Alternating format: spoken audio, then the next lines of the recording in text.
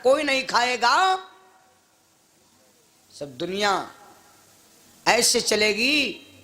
दूसरे की संपत्ति पर देख करके जरने वाले बहुत मिलेंगे।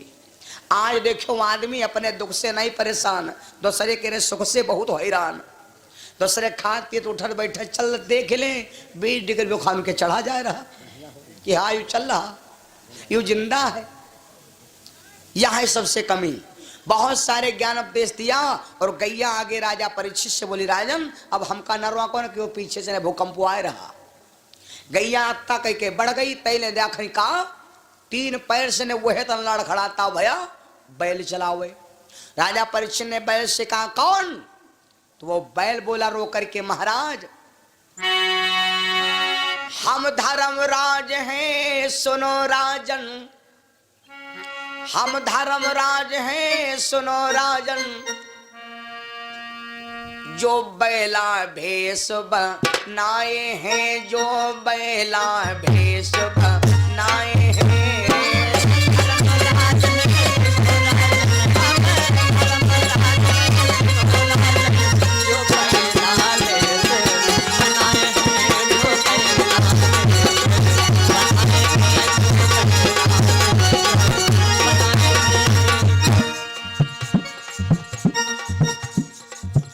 हम धर्मराज हैं सुनो राजन, जो बैल का भेष बनाए हैं।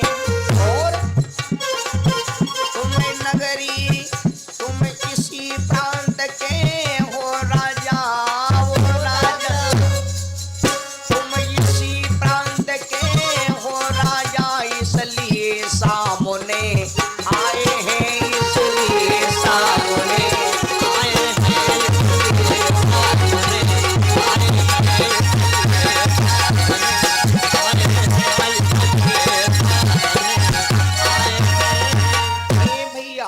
जैसे राजा परीक्षित ने सोचा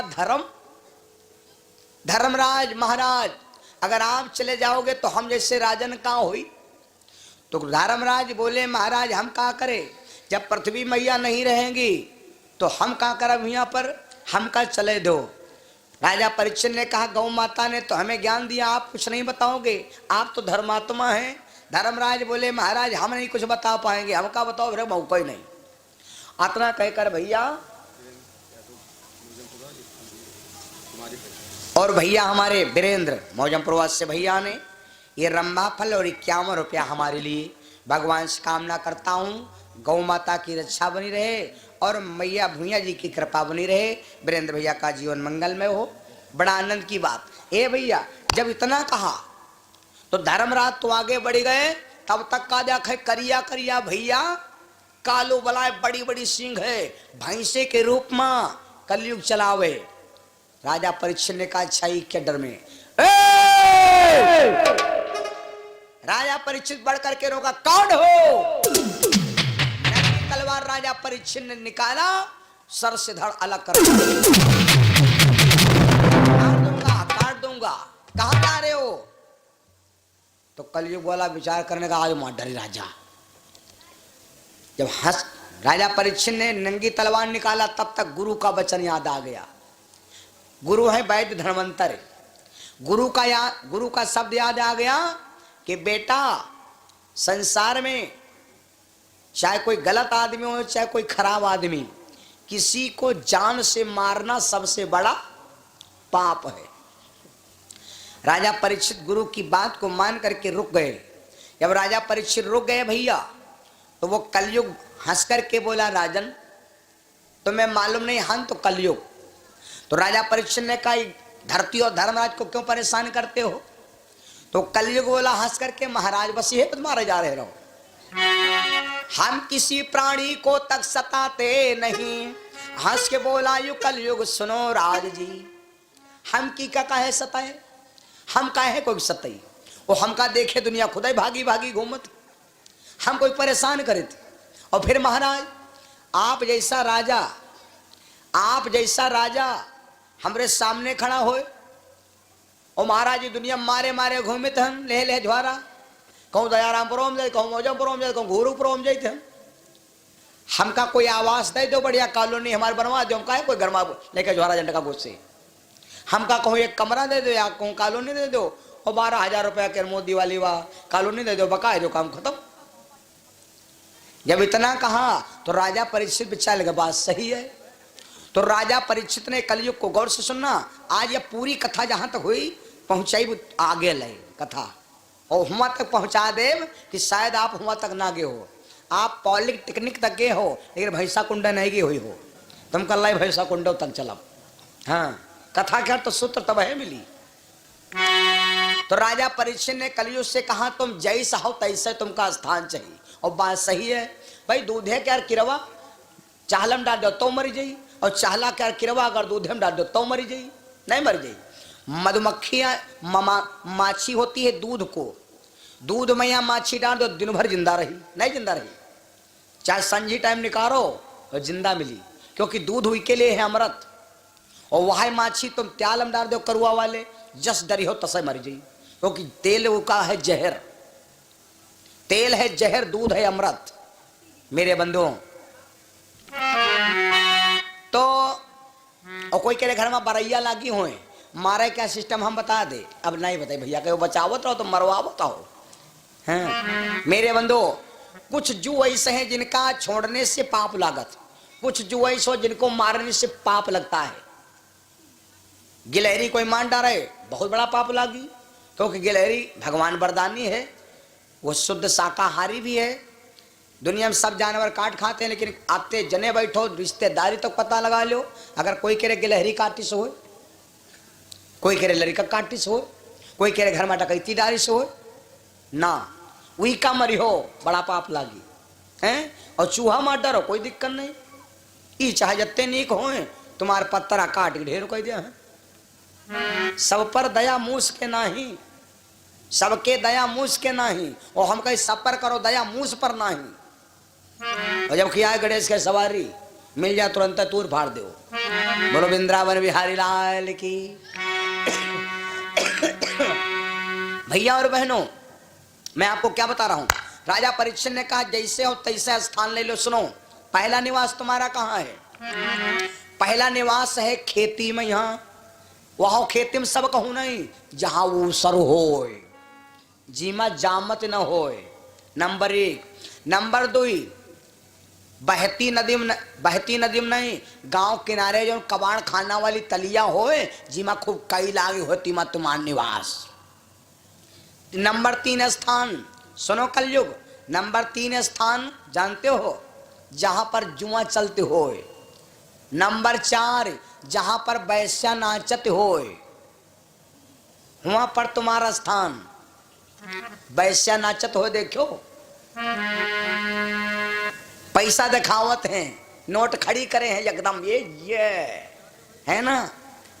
तब वैश्या आई, तब जब वैश्या आई तो कहा लगे एक काम करो, इतना पैसा नहीं दे आप, कहा है कहीं घूंघट काढ़ के दिखाओ। बताओ धर्म दे रहे हो धन दे रहे हो, घूंघट काढ़े से ने कहा होते, घूंघट काढ़े से ने इके मारे होते।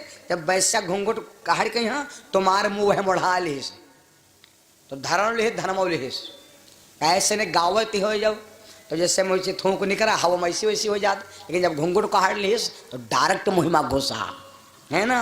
और तब हुआ जब पैसा चले गए, तब वह कहाँ कहते बैठो चाहे चले जाओ रे, पैसा खत्म रे बैठो चाहे चला जाए, नहीं ना ना ही मिलन को। लेकिन वैश्या हमारी तुमने देखेट में, हाँ वैश्या क्या नाचो, लड़का बाप कबहू यक शुद्ध है न देखो, उमा लड़कों को पाप लागी बापों को पाप लागी, क्योंकि जब बाप तिर वैश्या गए तो लड़का किरका हो गई अम्मा, और वहाँ वैश्या तो या कहे वहाँ वैश्या जब लड़का तिर गए पैसा के चक्कर में तो तुम्हारे हो गए बहुरिया, और खुश दोनों हो जने हो यहाँ हमका चाह दिया, यहाँ बप्पा कहा दिया हमका चाह लौटा कहा दिया हमका चाह, तो तुम बप्पा हो गए साढ़ू साढ़ू। बोलो सिया रामचंद्र भगवान की। ए याग जने बगिया, याग जने गए डोल डाल, और बगिया में यहाँ लाग रहा है बेरू, और बेरी खा ले डोल डाल करे लाग। जब डोल डाल करे लाग पहले ऊपर से वो बेरू गिरा पेउंदी बड़ा वाला, तो ये सोचने कुल्ला उल्ला को करे घर में जा कोई छीन ली, ये बेरू ला खाए। और वह दिन गाँव में आएगा एक बधावा, तो वैश्या गाय बैठी, काली वाली बतिया अब वह वैश्या गाय बैठू वो नवा गाना कहूं बना हुई काली वाली बतिया बताए दिया भाई राजाओ काली वाली बतिया बताए दिया राजाओ काली वाली बतिया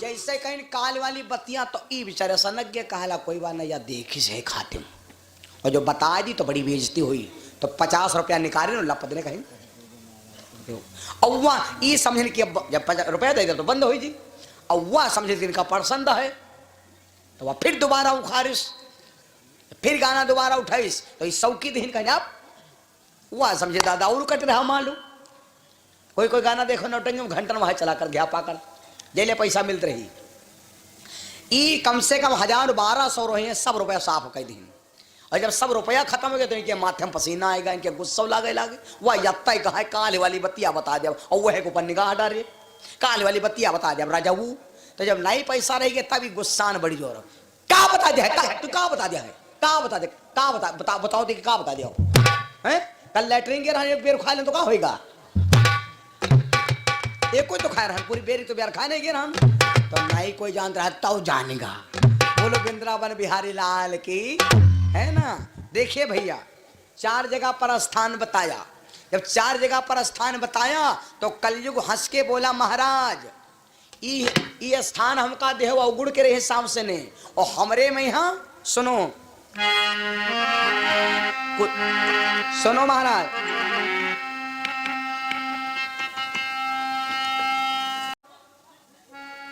सुनो मेरे भाई सभा के न्यारे राजा की निगाह पड़ी तो क्या देखा एक 3 पैग से भैया लड़खड़ाती हुई गैया रंभाती हुई चिल्लाती हुई आंखों से आंसू मुख से लार नाक से नाक रंभाती हुई चली आ रही।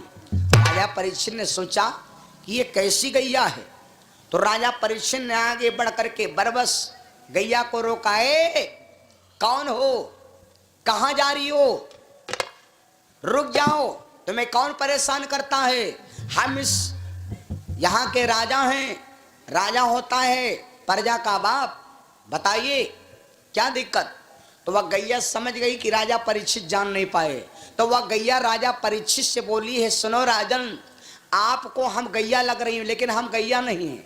क्या बोली गैया सुनो भैया हम गाए गाए शम गाए नहीं राजन हम गाए गाए शम गाए नहीं हम तो पृथ्वी कहलाती हो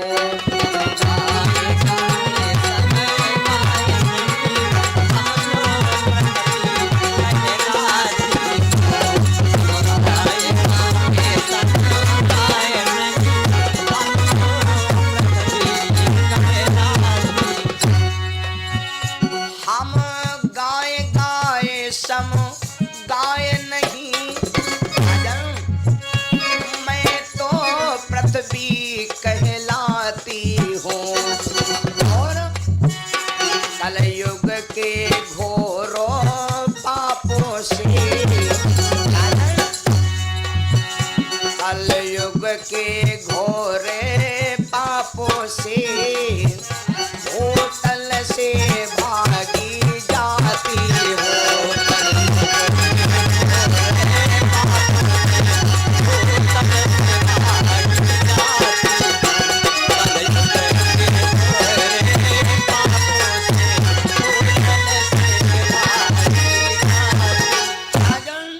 हम गैया नहीं हूं लोग हमें पृथ्वी माता के नाम से जानते हैं हमने केवल पृथ्वी गैया का भेष बनाया है। तो राजा परीक्षित ने जब जाना है कि वसुंधरा मैया है पृथ्वी तो राजा परीक्षित दोनों हाथ जोड़ करके और मैया गैया रूपी पृथ्वी माता के चरणों में गिर पड़े। जब पृथ्वी के चरणों में गिर पड़े भैया बहनों तो वह गैया रोने लगी और राजा परीक्षित से बोली राजन आगे बहुत गड़बड़ समय आ रहा है आगे इतना गड़बड़ समय आ रहा है बहुत। राजा परीक्षित बोले मैया तुम जाए कहाँ रही हो तो वह पृथ्वी रूपी गौ बोली, जो ज्ञान उपदेश दिया है परीक्षित को, वो लिखे हैं पुराण में। गैया बोली, राजन आगे जानते हो, आगे इतना संसार में वैश्य का सम्मान होगा, वैश्य का सम्मान होगा, संतन का अपमान होगा। आज वह हो रहा नहीं हो रहा, आज वही हो रहा। लेकिन दयाराम पुरवा जैसे गावन में भैया अब ही कलयुग कम है। अगर कम न होता तो ये व्यास मंच पर इतने फूल बरसाए न होते। लेकिन आप देखो, कहूं कहूं देखो, इसीलिए गाना चला है, भारत की नैया मझधार में गई, मझधार में गई, और बाबा चले गए पैदरे, रंडी कार मां गई। मेरे बंधु, गैया बोली, राजन आगे वैश्या का सम्मान होगा, पानी बरसेगा जैसे ओस, बरसात नहीं होगी। वो आदमी इतनी खोपड़ी में टेंशन ले लिया है कि खोपड़ी के बार भर भर भर भर खा ले गिरी है। और सुनो राजन, आगे कौन सा समय आएगा, संसार में व्यक्ति सांच बोलने वाले बहुत कम मिलेंगे, बेमार्ग पर चले वाले बहुत लोग मिलेंगे। अपनी मेहनत का धन